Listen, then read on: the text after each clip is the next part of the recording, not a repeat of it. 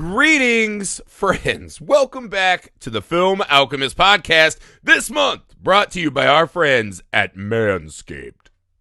I think Manscaped might have met their match with the Santa Claus, I'm not going to lie. But we'll have to have that conversation later on in the show. Manscaped. Scott Calvin's never-ending, rapidly growing magical hellbeard versus the power of the lawnmower. That is a duel I would watch. I would watch that. Now, you can use you can use that lawnmower 3.0 wherever you might find it. Now, we would suggest using it on your huevos.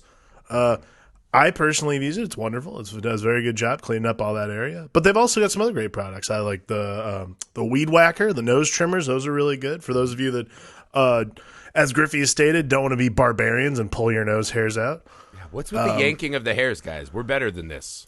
It's 2020. The ball toner is. I actually used the ball toner finally. I still don't know what it's supposed to do, but it smells good. Your balls just look like they belong on Baywatch now.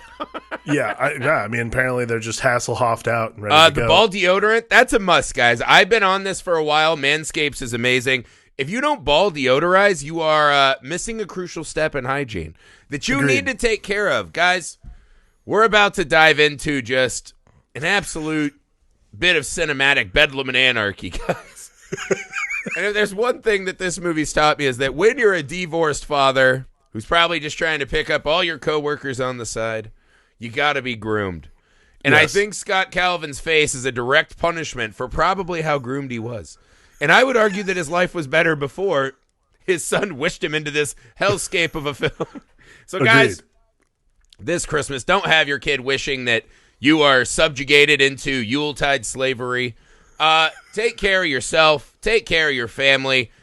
Use code FILM at checkout so that they know that we sent you 20% off, free shipping. A late gift will still be cherished and appreciated by your friends and family, guys. Also, hot tip, grab yourself a pair of underwear. The underwear are game-changing. The underwear are worth murdering a childhood hero for. On to the show!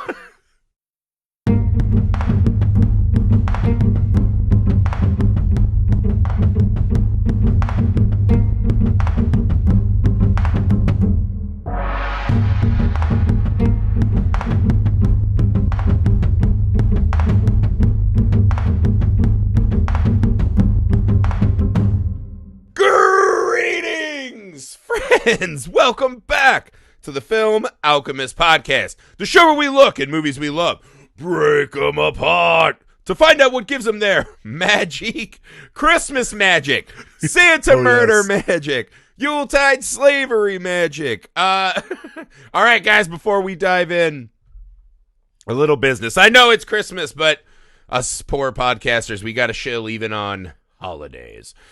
So if you're here with us, thank you. We appreciate that. Hopefully you got all your friends and family Film Alchemist podcast t-shirts from our TeePublic account. You can find that on all of our social media. It's linked there. Please take a second and leave a rating and review wherever you're listening to us, especially if that happens to be Apple Podcast app. Quick 5 stars. Quick couple sentences about why we're so delightful. You wouldn't push us off a roof.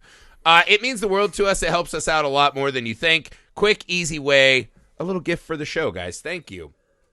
Make sure to go to YouTube, subscribe to our channel, Film Alchemist, some projects we're working on coming up in 2020. You can find video versions of this podcast. Make sure you get over there. Follow us on all the social media you're on. We're there too, and we love to communicate with you guys. Thank you so much. You can also email the show, filmalchemistpod@gmail.com, with your ideas for movies you'd like to hear covered, double features, themes, guest hosts, which we're going to try to ramp up a lot this year. So get in now, man. Let us know what you guys want to hear, because that's really what we'd love to give you. So this December's been no different. We are stuffing your stockings. We've done a bunch of listener pick movies, but this one's for us. It's a Christmas miracle of a film. Absolutely baffling. Well, I'd say Christmas nightmare, in fact, actually. This is nothing short of a Hollywood Christmas miracle. Don't you dare fool yourselves. This one we selected as our gift to you guys. A Christmas Day podcast extravaganza special. The Santa Claus with an E at the end, because nothing revs the children up. Quite like litigation. Yeah, legal. Nothing like legal jargon to get the kids in their butts in the seats. Yeah, litigious puns are really what the holiday season's about. I remember as a boy, the only thing that possibly revved me up as much as litigious puns, Trade Federation route disputes. Those two things just, Oh, God. yeah, just like the vapors. those two things and Jessica Rabbit. That's how you revved me up as a boy. All right. The Santa Claus is a Christmas movie of sorts. It's maybe one of the scariest Christmas movies ever. I think short of It's a Wonderful Life, it is the most terrifying Christmas They're similar movie I've in their watched. horror, right? They're They similar are. in their horror. Casting Tim Allen was something that just happened in the 90s. Yeah. Just an absolute baffling but kind of perfect actor for this movie. The staggering implications and the world building of the Santa Clauses in this film. It's pretty shocking. What I don't want to do is sit here and go through scene by scene this movie, because I don't think that does any of us any good. No, that's not it Instead, at I all. think what we're going to do is we're going to take a look at what this movie is telling us about Yes. the fucking role I of think Santa it's a Claus really in our world. important thing. Like, going scene by scene in this movie is pretty useless. And you're right. It's not really what the movie's about. The important thing is about the implications of what this world says about the nature of Santa Claus himself. Mm-hmm. It's utterly terrifying on multiple levels. But this is what makes it a Christmas miracle to me, because the fact that this film exists in the form that we get it is actually pretty insane. They released this movie as a feel-good family comedy. I remember my family making the jaunt through the snow to go see this movie, right? Or at least I remember it being snowy. Maybe I lied to myself, as every character in this film does. They marketed this as a feel-good family Christmas movie. What this movie is an absolute horrific piece of shit father, right? Who is just selling toys, making his child wait out in the cold, right? So before he gets home, because he's at a Christmas party making casual secretary fucking jokes. Right. He gets home. He has his son somehow on Christmas Eve, because his other shitty parents who have custody need to go to his old parents' house and spend the night. Like, It's a ruse. Take all They're that going aside, home to right? fuck. That's what it's about. They're going home to fucking make an anchor baby. yeah, Scott Calvin has shown that from the moment his son arrives, right, his son does not want to be there, and who blames him? Because what proceeds for the next 15 minutes until we see Santa Claus is him just being absolutely horrified that he has to try to be a dad and entertain a child on Just Christmas garbage. Eve. It all culminates in what is one of the strangest scenes I've ever seen in a movie. Denny's. And I don't know my how God. much Denny's got paid, but it's not worth the kind of publicity this is. Yeah. What this movie states is that Denny's is a way station. It is the waiting room to hell for It is- divorced fathers. It is the purgatory for divorced fathers. Like, it's the saddest, most depressing thing I've ever seen in a movie. They walk this guy back there, and there are literally like 5 other dads. The first thing you see is you see a father and son sitting there, like, sharing like a single cupcake or something like that. You're like, oh boy. Also, there's like real candles on the tables, so you know it's the 90s because nobody gave a shit about fire safety then. They would have burnt down that Denny's anyways. Yeah, I was going to say, let's be fair. Every father in that Denny's would have ran directly into the inferno. They were all so miserable. And he's just looking around, kind of casually talking to the other denizens of this hellscape, being like, burned the turkey? Like, yeah, like a dad is so fucking dumb. The guy's hand is burnt. I love, too, we got our first red flags about Tim Allen's future self when he's like, Denny's is an American institution, and then hard cuts to just Asian guys needing a meal. And somehow that's like, this isn't right. I was like, what is happening in this I was movie? like, wait, what? First off, are you telling me there are a bunch of Asian businessmen who come to America and they're like, well, we don't speak English, so we might as well go to Denny's? Bullshit. It's the only And thing open. It's just nonsense. I like to think they're the same guys that were in the fucking strip club from Showgirls. And they just come to America to just see puss and eat moons over Miami. You know? But anyway, so let's cut. All right. So what we get is the worst dad. His kid fucking hates him.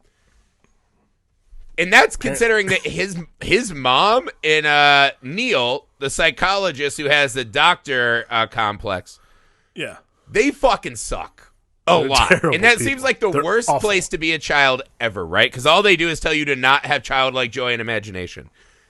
With all that said, he still doesn't want to be at his father's for even 24 hours. So this tells you where we're at. Right. Okay, so now we're going to get into what this movie says about Santa Claus. Right. The thing I hate the absolute most about this film, and I wouldn't even say I hate this film because I am stunned by it. I watched it in slack-jawed awe. I look like a Steven Spielberg character seeing a fucking dinosaur for the first time. Yeah. Just like, how did this occur? All of us are Laura Dern watching this movie. Yes. If you're an adult, you should be watching this movie like Laura Dern seeing her first Brontosaurus. But let's be clear on what this movie... So this movie, Santa Claus, is a perpetual murder victim. Yes. Who I'm assuming is a horrendous father, and through dark old magic, a child can wish for their father to disappear. He then murders another shitty father, releasing him from his bondage, only to become a man whose entire body and life is stripped from them.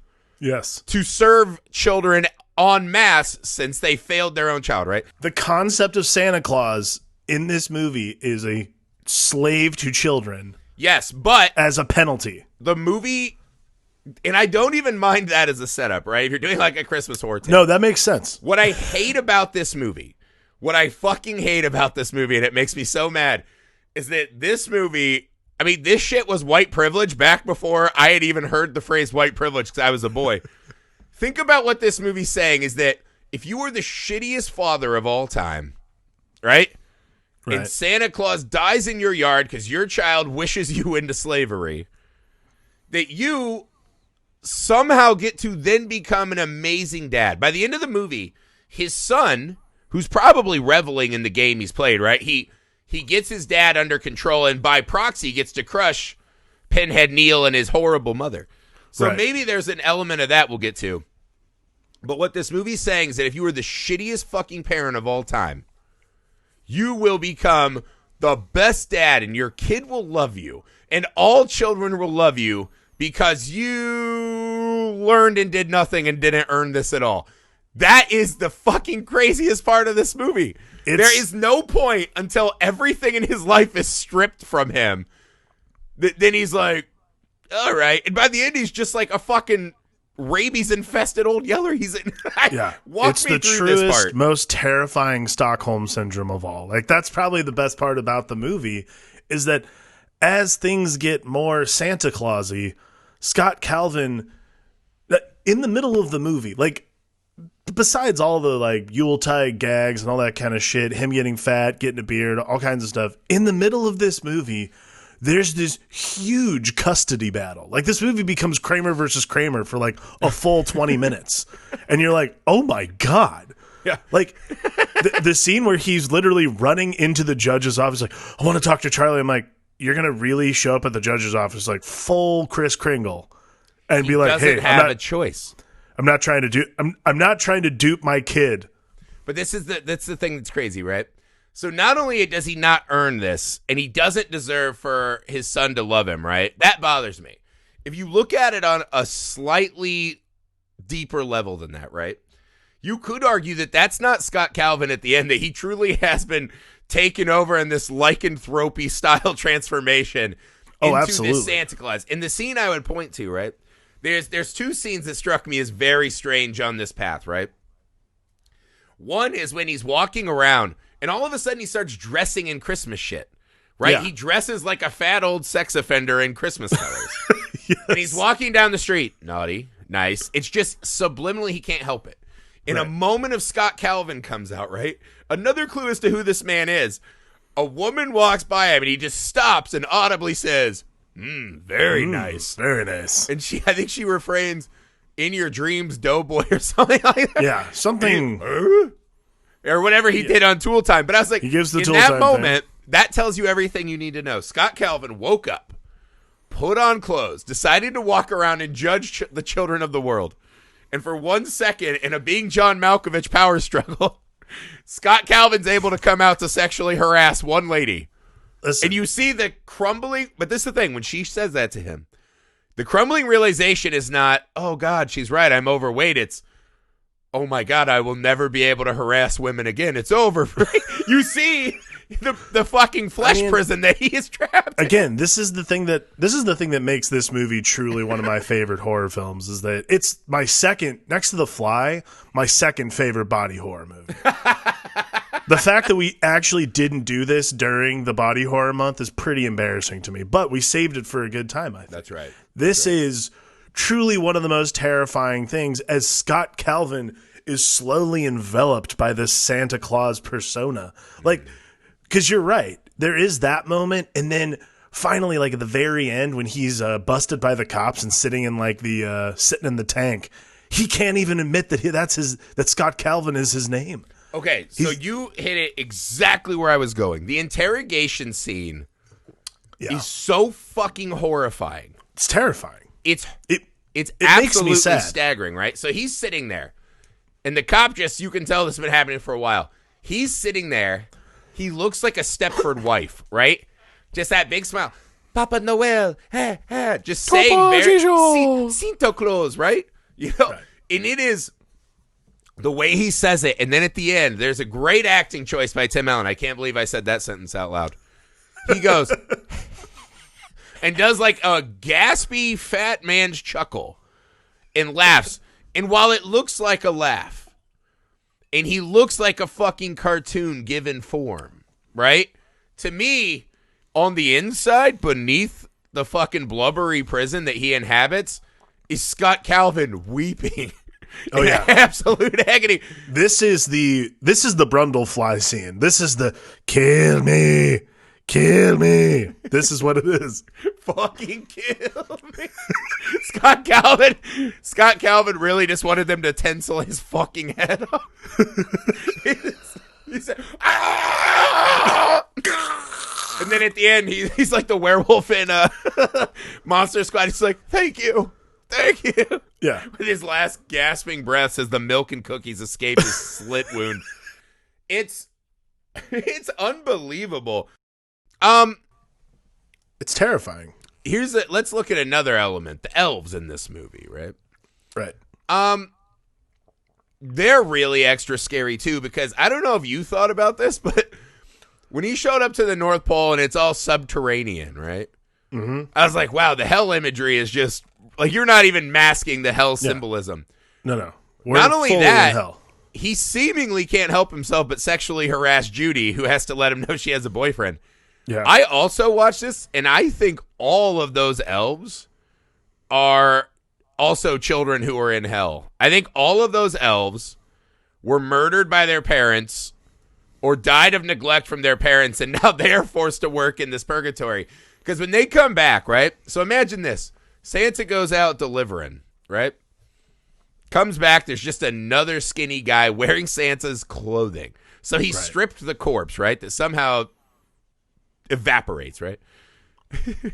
When he shows up, not one elf blinks an eye or acts sad that the previous Santa's gone. Yeah, no at one all. says a It is thing. Business as usual. The weirdest thing about the whole bit is that everyone's like, oh, cool, new Santa. All right, great. We'll just keep working. Doesn't really matter. Like, I mean, I think that's the thing, is the whole concept of Santa Claus and the elves itself is much more about the middle management of the elf union, with Bernard, who clearly is like the Jimmy Hoffa of the whole thing. Yeah, but not even that, right? When they start terrifying. singing and all the elves turn and sing in unison. Yeah. This is a course of ghostly, murdered, neglected children turning around to now let this guy know that he has entered hell. That's what that scene is. And also, what we know for a fact is that Bernard has definitely murdered a Santa or two before. At least two. For sure.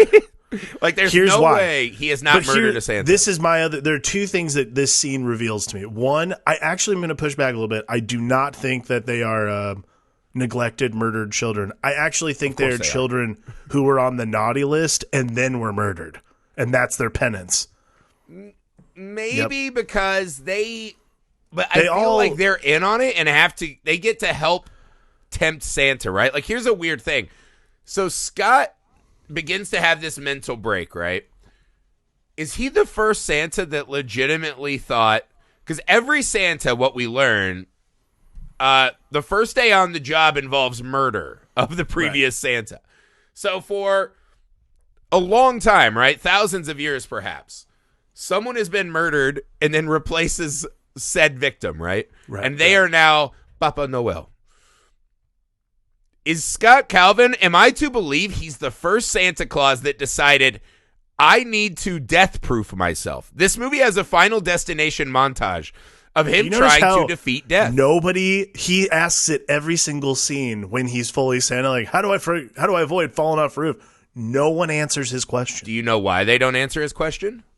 Because you can't avoid falling. Because here's the thing. So I'm led to believe, right? So Scott Calvin, somehow when he takes over, he just finishes the route, right? Like, he just finishes delivering for the rest of the night.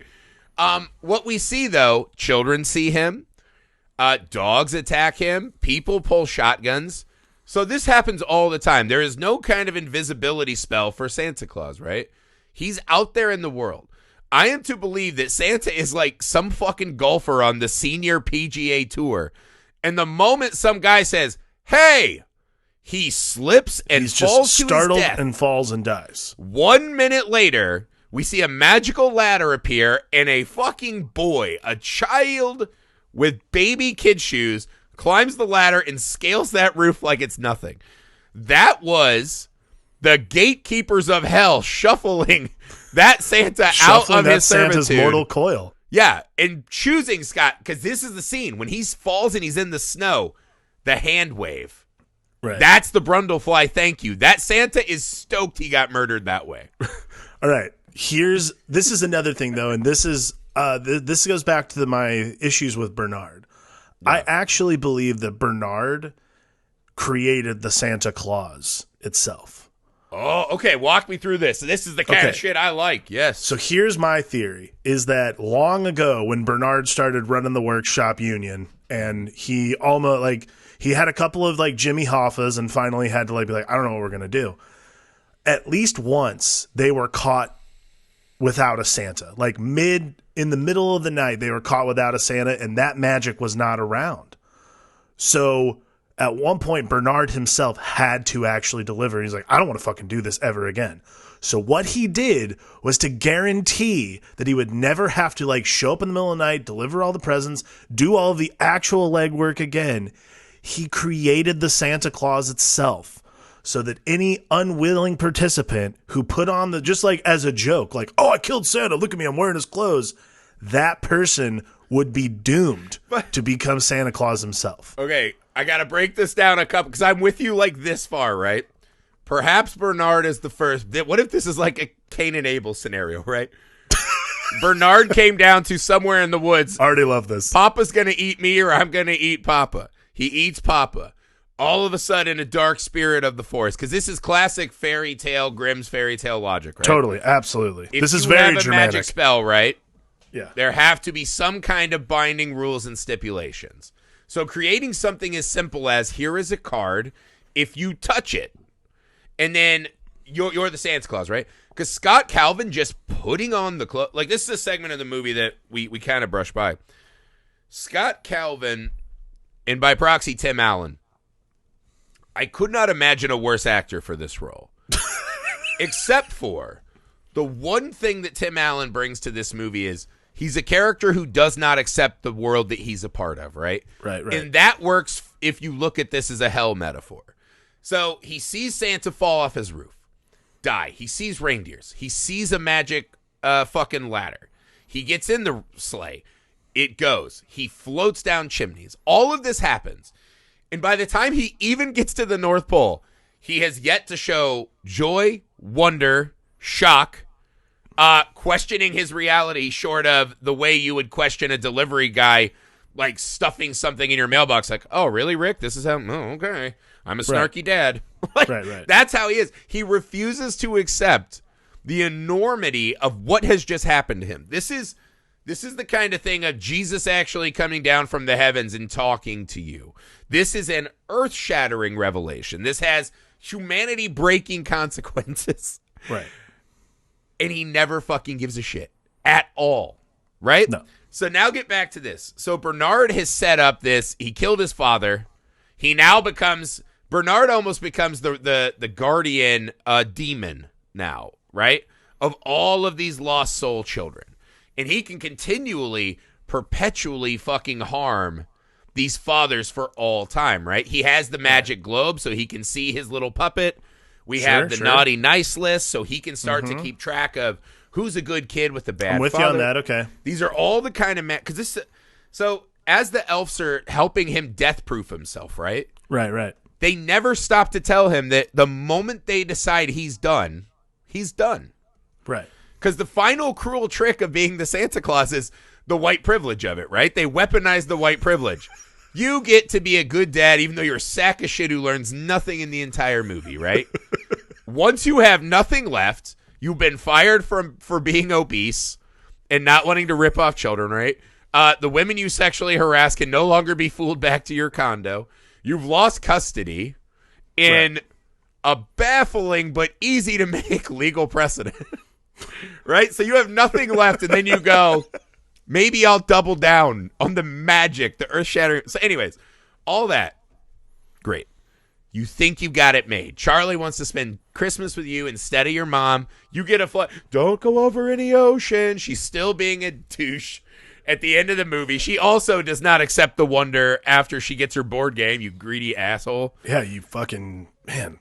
So all of this happens, right? And what's going to happen to some point is Scott Calvin's going to think, wow, my new life is better. My son loves me. Ah! And he's going to fall off a roof and be killed and replaced by another shitty, probably rich white dad. It's just how this movie's going to end. And the elves not telling him that makes them complicit in the torture and destruction of the Citadel of Scott Well, that's Calvin. what I'm saying. That's why I believe that. That's why I firmly believe that Bernard is the creator of the Santa Claus itself. Well, he also cracks the whip about the coffee break, right? Yep. I can't remember what it is, how he actually says it, right? Which is, God, what does he say? He's like, when a Santa Claus dies by design or... So he leaves this extra thing, right? Natural causes or design. Which lets you know, oh, he's had to murder a Santa Claus. Yeah, he's definitely had to murder a Santa. There is a Santa that when Thanksgiving came was like, fuck you, you're not taking me alive. And Bernard's like, that's the way I like to do it. That's it. Yeah, you played right into my game, fat man. Any old guy can just learn how to do this overnight. Scott Calvin just finishes Santa's work in one night. Like, it's fine. That's it. So there's no training required. It's the torture and humiliation that is the game. Here's a weird scene. Who's doing the Punch and Judy doll in Santa's bedroom? Oh, that's an just old-timey magic. fucking thing that no one's liked since the Black Plague. Yet somewhere when they're like, this is where Santa and his son are about to sleep, continue performing a Punch and Judy doll? No. I think those are elf spirits who have been demoted into another sub-level of hell. I really think Bernard is Bernard's the terrifying Krampus of the whole thing. Like, he is... Absolutely. Well, he just keeps showing up at their house. Yeah. He randomly pops up, tells everybody the rules, and then spirits himself away. Like, he is definitely, like, the dark forces, the Black Phillip forces inside Bernard are terrifying, to say the least. But when he explains the rules, yeah, like, by natural causes or design. By design. Design. So, if someone so wants... If somebody wrote that in a script and you're reading through it and, like, I'd stop them like, guys, this is a kid's movie. If you write death by design for Santa Claus... Yeah. 20 years later, you're going to have, like, two fat assholes on a podcast bitching about how... Fucking David Krumholtz is the designer of Santa Claus's death. Like, how dare you? What you're going to have is Charlie saying, when's going to be my time in murdering his father? Can we please talk about this for a second? This is always been the thing that I have always hung my hat on when it comes to this movie is Charlie at the end of this fucking movie literally says, I am going to kill my father and take his place atop the throne. He basically decides he's going to he's it's very methodical and terrifying because also you realize there were 2 sequels after this movie. I'm like, we could have gotten the 4th one where Charlie actually ended up murdering him. And I think if you stop this one and just turn on Fat Man, that this is a perfect double feature. Walton Goggins is grown-up Charlie, and he's going for blood, and he's trying to take the throne, right? Right. But that's the thing, though, right? It's insane. Terrifying. I mean, maybe it's Charlie's maybe I'll kill him next year since all he gave me was a soccer ball. Yeah, the worst fucking gift ever. But let's get back to the elves one more minute, because there's something that makes Bernard truly a terrifying force. Bernard could choose to destabilize governments. They have technology that is far superior to any military technology we have, right? They have, by the movie's own admission, they have an elf assassin squad. And you can say they don't assassinate things, but that's what that tinsel's for. Yeah, how about that tinsel that literally breaks through steel? Yes, they have for sure destabilized governments. Let me walk you through what happens in this movie for 1 second, for those of you who maybe didn't see it in the same light as us.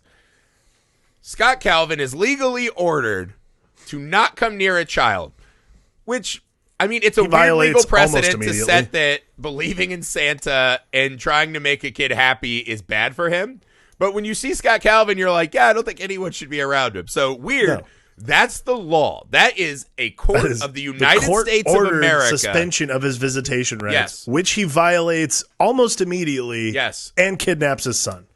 By kidnapping, crossing borders, state lines, international lines, right? International borders. Yes. All of this happens, right? When they finally come back, the cops arrest a child endangering kidnapper who's dressed as Santa Claus, right? Whether that's his job or not, he has kidnapped a child. Yes, he is a kidnapper. Against and violating a court order. He didn't go through the appeals and prove he's Santa. No.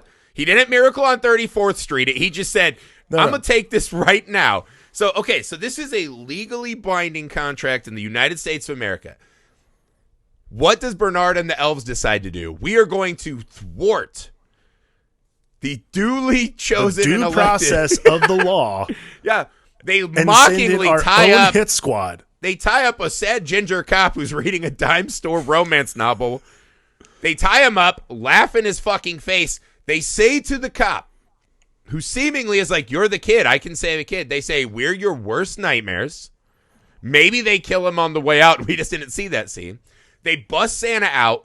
Come back to the house. This is the thing. They give him his getaway view. The scene that really startled me, and I never noticed this before. So the elf assassin squad and the flouting of our government's laws and constitution. When there are an enormous amount of people in this movie who see the physical manifestation of Santa Claus. So now they know he's real. They're announcing the presence of Santa Claus in the game of hell they're playing, right? This is like the cube in Hellraiser. All of these people are going to know that he just fucking told the cops to fuck off, right? So that sets up a showdown eventually.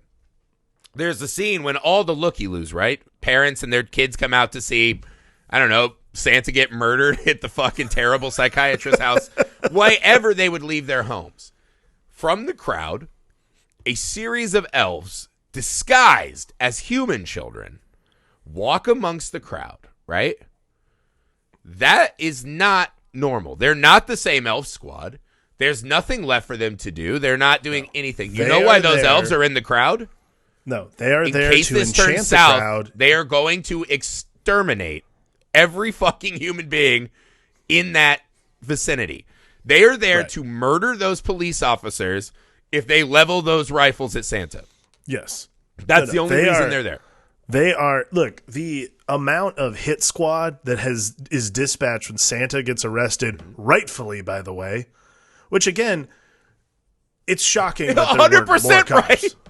He absolutely should have been arrested for stealing a child. He literally stole a child It's not only that, like the phone call that Charlie made from the North Pole is the most like, all right, now say this.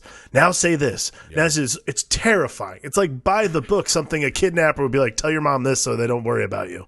Well, if you pitch the movie as man who thinks he's Santa Claus kidnaps his son, which he is restrained by the law from seeing, you would assume that's a Blumhouse movie. That is Dial Code Santa, right? That's what that is. It's like, oh, this guy thinks he's Santa from a broken family. He's going to go ham and kidnap that child. But this is played as a Disney expected us to watch that movie and our parents to watch that movie and go, man, I'm so glad he told the cops to suck his dick and escaped. And then not only that, not hours later, you get the sense that he's about to kidnap that kid again. Oh, yes. It's like, what? Totally. And everyone was, when he's like, all right, we better go, like, everyone's like, oh, God, the kid's going to leave again. And then finally, like, Santa Claus has a 5 seconds of like, all right, listen, I've already kidnapped you once, and if I do it again, they'll probably just throw me in the big house. So you stay here. And then Bernard shows up. I don't want to hit general says, hey. population. The elves will make a mountain of corpses. It's fucking insane. That's what they would send Santa Claus to that prison that they find Bruce Wayne in the beginning of Batman Begins. He's like busting out of Arkham Asylum. Santa. Yeah, it's like sitting there. Goes, you're not a problem. You practice. Like that's Santa Claus, dude. Like. Yeah. It's truly terrifying. Then Bernard shows up and tells him, hey, by the way, I have this like looking glass that always lets you fuck with your dad and beckon him at your call. Yeah. Day or night, he says. And also terrifying. That little fucker keeps shaking it. Keep shaking it greedy all either. Night. Liar, we just saw you be greedy as fuck. You just shook it 5 minutes after you left, you little shit. You've cuck. Learned nothing from this experience. You're just watching Santa in action. Holding the camera, as it were. You're little asshole. I do have to bring up, I feel like we're missing so much because this is an insane movie. One of the things that really also made me mad about the film is that Santa's class warfare drove me insane. So here's the scene I'm thinking of in particular. So Santa goes to a nice big house, right, with a big roof. He goes down the chimney of this big fucking nice, what looks like a wealthy person's house. And he leaves them a canoe. Very expensive, large gift, right? There's another scene when he lands on a house and he's like, oh, these poor savages don't even have a chimney. They have but an exhaust pipe. They have but a radiator. Down into a house. So this is the radiator girl's house, right? Right away they're telling you this is a poor less than because they have a radiator and not a chimney. The girl's sleeping on the couch because her parents have no respect for her. They have no respect for, hey, don't look at Santa. He might not bring you a gift. They're like, newsflash, you're not getting a gift. Dad's at the bar again, gambling away our Christmas money. Santa comes in, right? So the people before we saw get a fucking canoe. He comes into that house, gives her the shittiest doll ever, and berates her. Yeah. Like, tells her, like, I'm lactose intolerant. What the hell's the matter with you? What are you doing awake? Gets in her face. Not only that, this girl's awake enough to see because when he goes down the exhaust pipe into the radiator space erupts into this beautiful hearth with it's like a Beetlejuice moment. Yeah, like with like tea cooking, like tea in a kettle on top of a wood burning stove. This beautiful hearth. He bitches at her, and then he goes back up the exhaust pipe, and it just shrinks back down to size. And I mean, like, that is the cruelest irony of all this. That wall looks like one of the Whoville houses after the Grinch ransacked it. Yes. And I was like, so he came down there, and he didn't give her the fucking canoe so she could sell it for school lunches for the year. He gave her a fucking raggedy and I'm like, that's a little on the nose. Are you fucking kidding me, Santa? You fucking classist? Bernard's fucking magical bag of dead children energy is just slinging shitty toys to the poor. It's unbelievable, because in this world you have to imagine they're telling us that rich kids would not accept a Santa Claus if he gave them less than gifts. So Santa's magic knows that for this fucking ruse to continue, right? This zoo of fucking, Denny's divorcees to continue, the bag must make the rich richer. Yes. It's fucking insanity. It's insane. There are just so many small things in this movie that are truly terrifying by and large within like just the greater concept of commerce, the law, and just magic in general. There's no like Christmas magic in this movie. It's all black, dark, hateful magic. But this is the thing. This is an earth-shattering revelation. Yes. This changes everything. This isn't like A Christmas Carol where you see a ghost. No. And you're like, did I imagine that? Whatever. This is unwitting signature. This is an unwitting signature. This is a person who had no idea that they were signing away their life to be someone that they never wanted to be in the first place. Not only do they not want to, not only did Scott Calvin not want to be a parent, he clearly doesn't want to be Santa Claus either. Yeah. But at some point, he is foisted into this fucking blubber jail. There's a militant force that refuses to follow the law in the North Pole, that has massive amounts of technology, that has the favor of our children. You see that Children of the Corn moment where they're like, no, not Santa. And they're drawn to him like moths to a flame. This is horrifying. It follows almost the identical plot of The Fly, because at some point Brundle gives in to the insect brain. And this is exactly what happens. But when Brundle starts to change, all that happens is gymnastics and fucking Gina Davis a little better. When this movie breaks, this is a Pied Piper you might not ever see your children again movie. But there's a point in The Fly where he says the insect brain is awake and I'm listening to it. This is exactly what happens with Scott Calvin. The Santa Claus brain becomes awake and takes over. It infects him. This movie, he could destroy America. He could destroy the courts, the rule of law. He could just have children follow him anywhere. So we're to believe that Santa Claus is allowed to live in our population and children will gravitate to him, knowing exactly who he is and willingly sit on his lap. This is the stranger danger, get in my fucking van nightmare of every parent. Scott Calvin wields this ability. Somewhere inside, as he tries to sexually harass women walking around the streets, that little Scott Calvin would be seeking his revenge. Right? He's like, Bernard's going to have to kill me. I'm taking these children out. This is the it's almost every scene becomes more staggering than the next. Yes. Where every scene, they just add a detail where you're like, look at this wild romp. This guy's having a rough day at the office. You're like, this man's body is morphing and growing in front of him. He does not have the ability to choose what food he eats, making him complicit in this. And he gains the weight not based on eating cookies, right? He gains the weight magically. What his body and his curse is doing is you will have your coworkers and boss watch you eat like a pig at the trough so that you can be shamed and broken in their eyes. Yes. That's what it is. The curse is not to eat so he can gain mass. When he takes him outside after he like bitches about the Santa Claus tank ad, after he like downs like every last scrap of hot fudge out of this sundae, he takes him out. He's like, look at yourself. What's going on with you? And that's when Scott Calvin comes back, because for a while he's Santa Claus, the Santa Claus brain's in there, and Scott Calvin comes back and literally goes, I don't know what's wrong with me. I don't know what's happening. He literally can only grab onto the Scott Calvin persona for little moments after the full effect starts to come through. It's terrifying. He is being fucking publicly flogged. The giant obese body becomes the public stocks where we come to throw rotten fruit at him. He's being broken across the board. It's one of those strange movies where I don't know how this was pitched as a children's movie, yet it worked, was massively successful, and people decided to do it 2 more times. It tells you a lot about the world that we inhabit, that people watch this and they're like, what a family feel-good movie. At the end of this movie, I think this is a good family that deserves happiness, and that kid doesn't need CPS. That's insane. So let's talk about our final piece of the puzzle. Neil and this kid's mom fucking suck.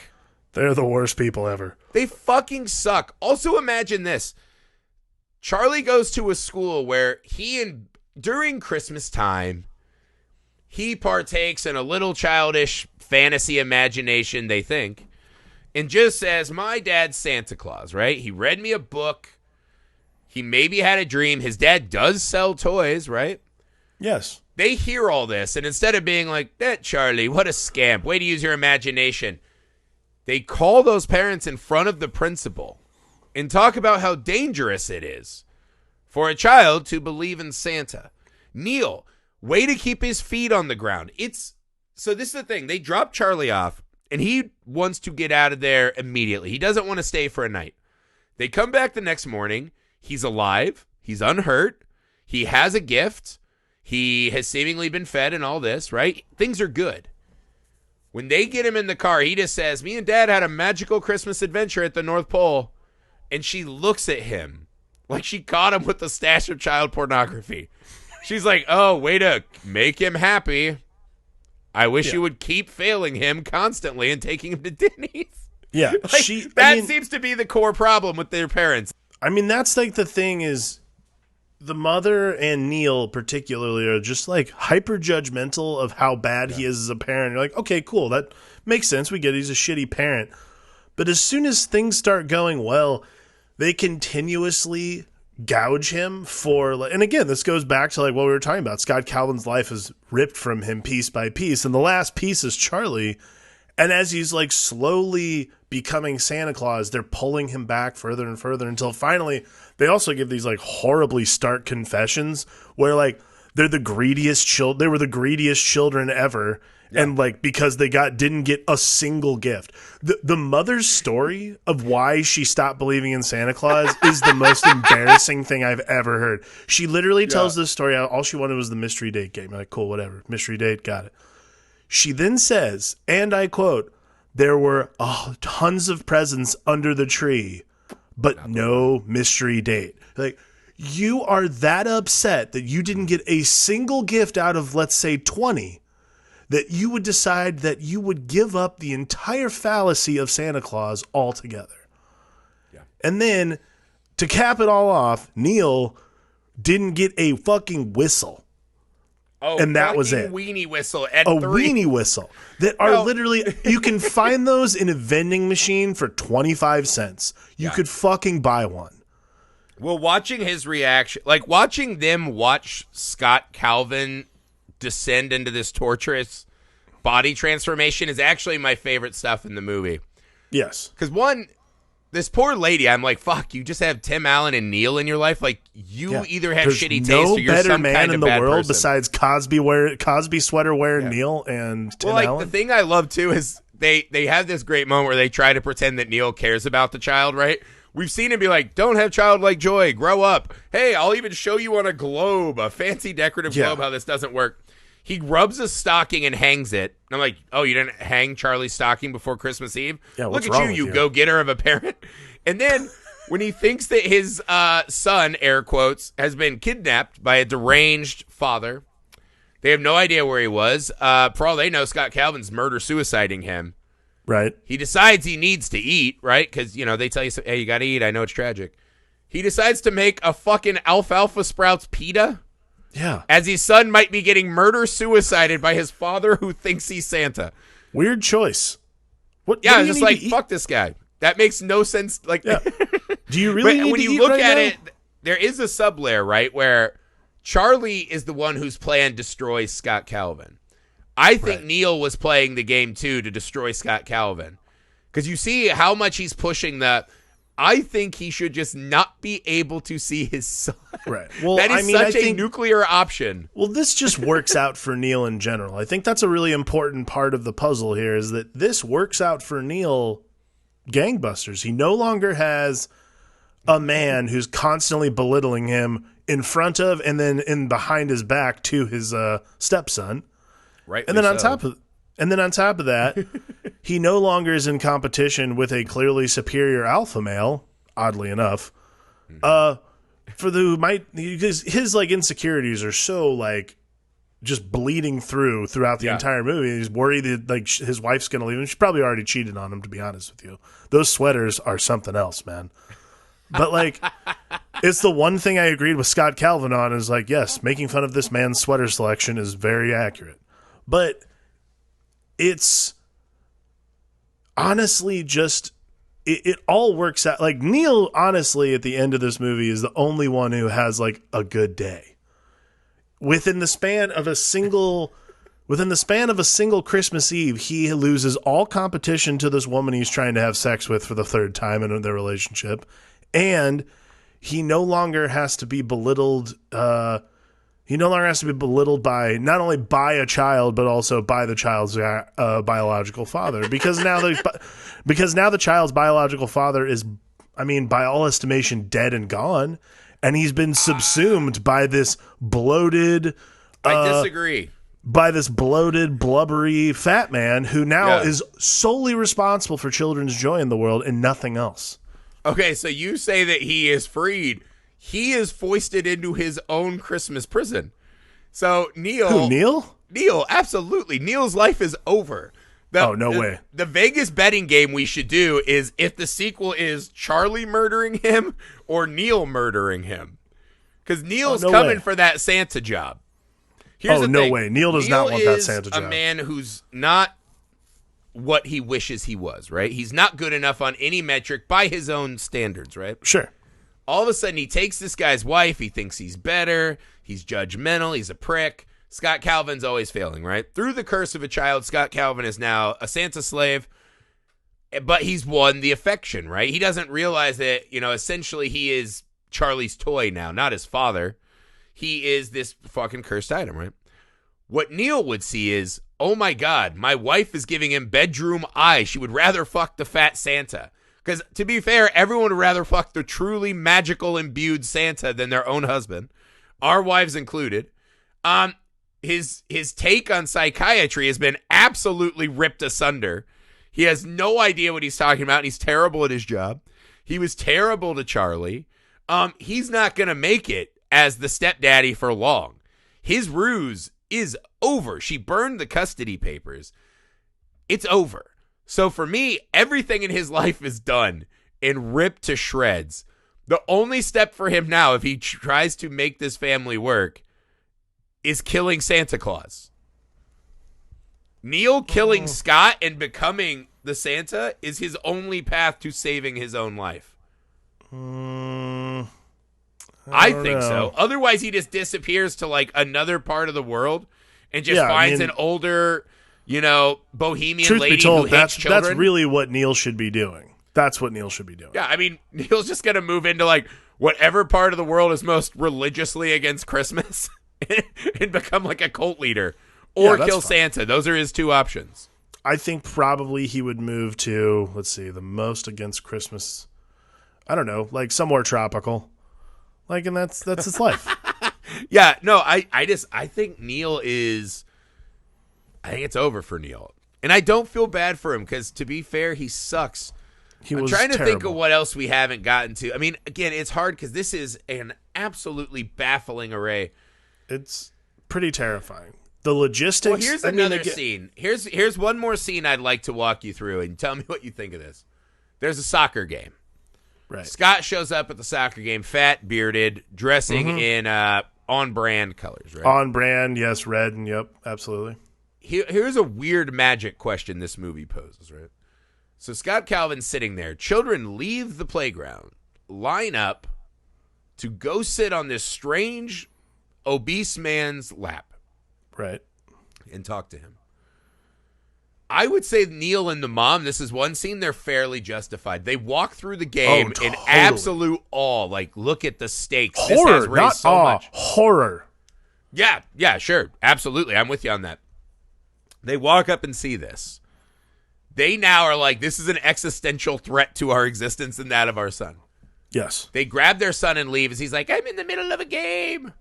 They don't tell everyone, get your fucking kids away from Scott Calvin. That world, this movie is asking me to believe that this is like a snow globe of magic.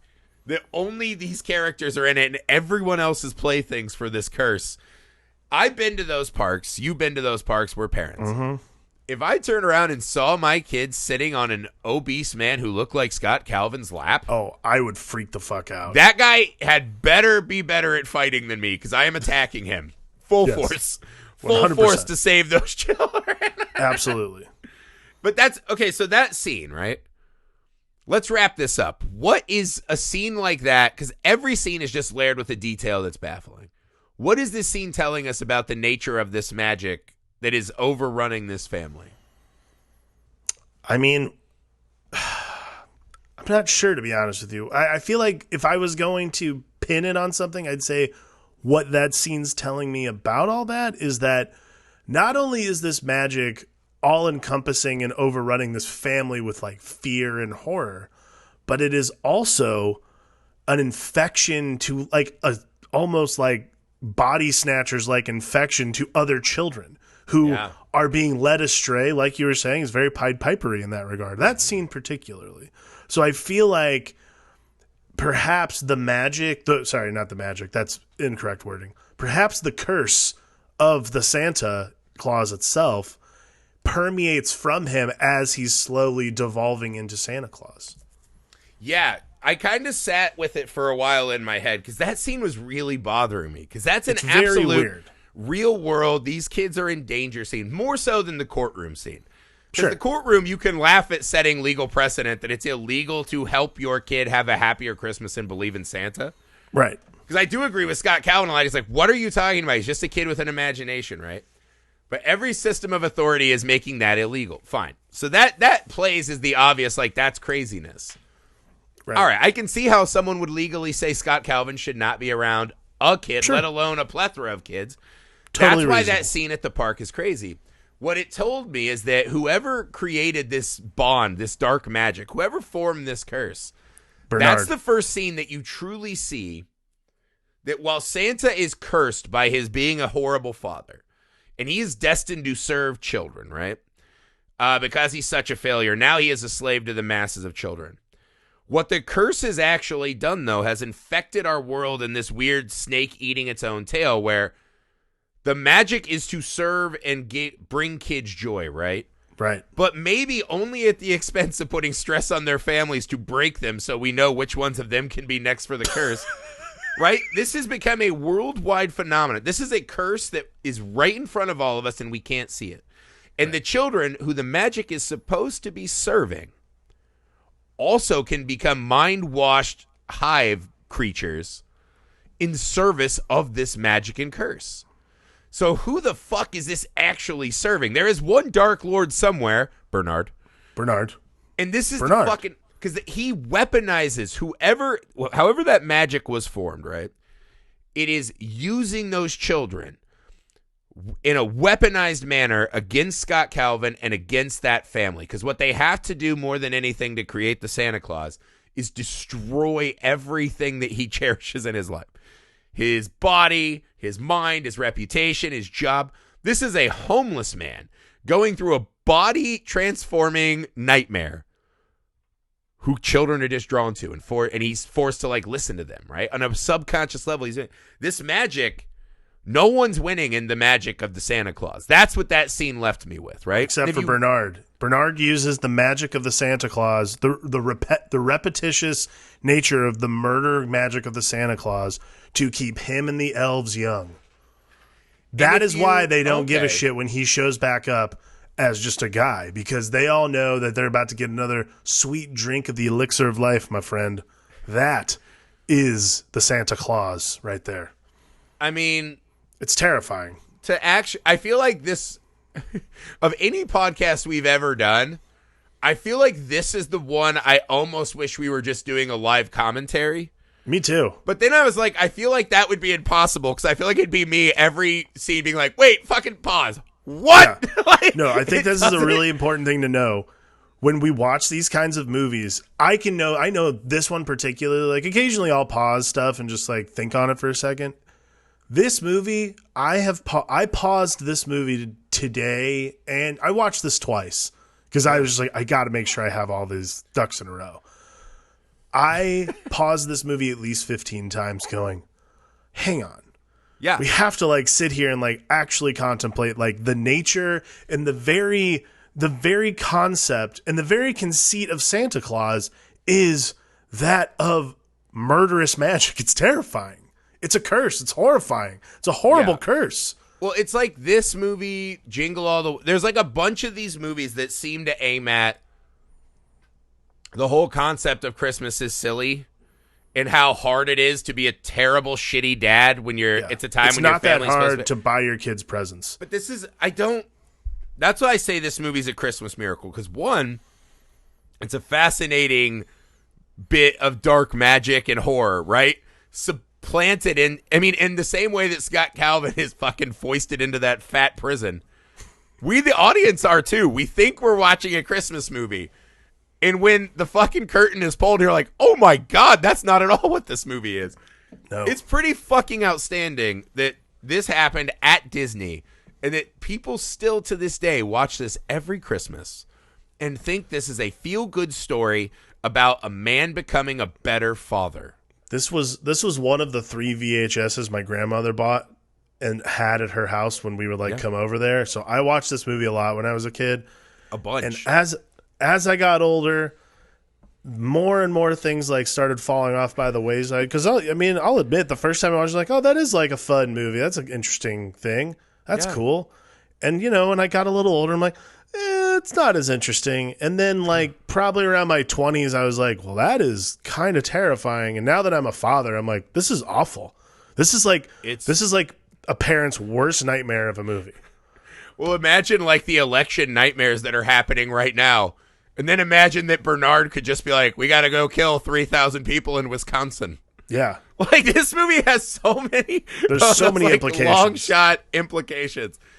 I don't know. I think it's some of the best dark magic that I've seen in movies. The fact that so many people willingly contributed to this fucking absolute nightmare tale, and it just worked. I think it is truly one of the most fascinating Christmas films. It is one of the best. It's one of the best horror movies I've ever watched. I think what I'm going to do is just start watching it every year with someone in my family and just watching them and being like, does this seem right to you? Yeah. Do you not see? Do you see? No, it is. It's like Event Horizon. It's it's like opening the portal. Every time I turn on the Santa Claus, I'm like, this is home. And I'll shrink back. I don't know, man. I hope that we gave you guys some fun stuff to play around with watching this movie. It's a wild one, man. I hope we got all of it. That's it, guys, for the Santa Claus. Oh my God. Yeah. That's it for the Santa Claus. Please take a second, leave us a rating and review wherever you find the show. Please buy your friends and family some Manscaped products using code FILM for 20% off and free shipping. Lets them know that we sent you. Helps the show. Helps your friends and family. A gift is never late. Remember that. They'll always be excited to get it. Take care of yourselves. Subscribe to our YouTube channel, Film Alchemist. Follow us on all your social media so you can help us spread the word of the show. And email the show, filmalchemistpod@gmail.com. And let us know if we missed anything in this fucking Noel nightmare. So thank you, guys. We hope that you all have happy holiday seasons. This has been a great year with you guys. We really appreciate it. Our work's not done. We've still got 3 more listener submissions next week. I Am Not a Serial Killer, The Beast, a.k.a. The Beast of War, and The Poseidon Adventure on New Year's Eve. So the great year is not done yet, but, man, we just hope you guys are having a great time. I know it's rough this year. A lot of people aren't going to be with their loved ones. But maybe turn on the Santa Claus and be like, it could be a lot fucking worse. Could be a lot worse. You could get turned into Santa. Yeah, it could be horrendously worse. Just imagine you're at that Denny's. For the Film Alchemist, I'm Josh Griffey. I'm Alex Dandino. We love you all. Happy holidays. Bye. Don't be Santa. Bye.